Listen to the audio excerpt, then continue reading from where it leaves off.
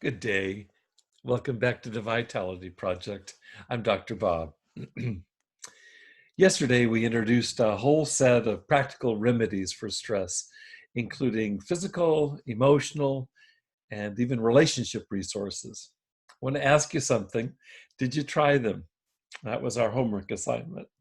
I hope you did. And as for today, I think it's time for practice what you preach. I woke up this morning quite early again. I've been waking up quite early in the morning.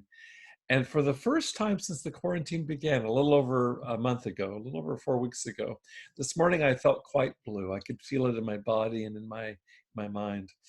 So what I want to do with you today is examine what I found by some self-reflection. And I want to apply that to your own experience too. We spoke just yesterday about our need for getting sufficient rest, maybe even an extra dose of rest right now to deal with the stress that we're all under with this quarantine. And I think I also shared with you that I've been waking up so early the past week or so that my sleep has not been good. It's been a real challenge for me to sleep, and maybe you can relate to that. So let me ask a question. What do we do when we're not getting enough sleep? Well, I'll tell you what I did today. I decided I need to take a nap. And I did that. It was a brief nap, but uh, immediately when I woke up from my nap, it was probably less than 20 minutes, and I didn't sleep all of those 20 minutes. Immediately when I woke up, I could tell a difference between my mood, which had been moderately depressed. I'd say 6 or 7, let's say out of 10, to when I finished my nap, it had dropped to maybe being 3 or 4. Mildly depressed. I was still depressed, but it was mild, and I felt like that was a good start.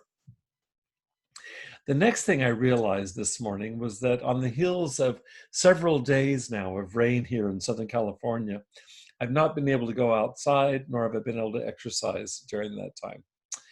Again, I don't think that that's a good idea. And so what do I do about that? Well, after my nap today, I bundled up, warm, and went for a vigorous hike. It's right up the hill in our neighborhood here. I definitely got my cardio going, including my blood pumping in my chest and my lungs working extra hard and getting oxygen to my muscles that were very active. The result of that, I felt a second wave, and it was a great wave of relief from what I started with this morning. And so now from 6, 7, 8 of depression this morning, now I was down to about 1 or 2 out of 10, uh, which is negligible. I can definitely live with that. So today's homework. What I'd like you to do is join me in monitoring your own mood the next 24 hours, and then hopefully ongoing. So on a scale of 1 to 10, I want you to assess how are you doing across the day. And when you notice a dip, like I did, I want you to intervene directly with what you already know from our previous assignments. I want you to know that together, I think we can lick the worst of this, the stress that comes, that leads to today's depression, maybe for you, anxiety. Speaking of which, I want to come back and look at anxiety tomorrow. So remember, today you're going to be monitoring your mood and seeing how it goes, ebbs and flows on a scale of 1 to 10. And when you run into some distress, see if you can apply some of the interventions, body, mind, and spirit that we've been talking about. Come back for more tomorrow, practical applications here as we manage the stress of this time, of this quarantine. Take good care, be well, stay healthy.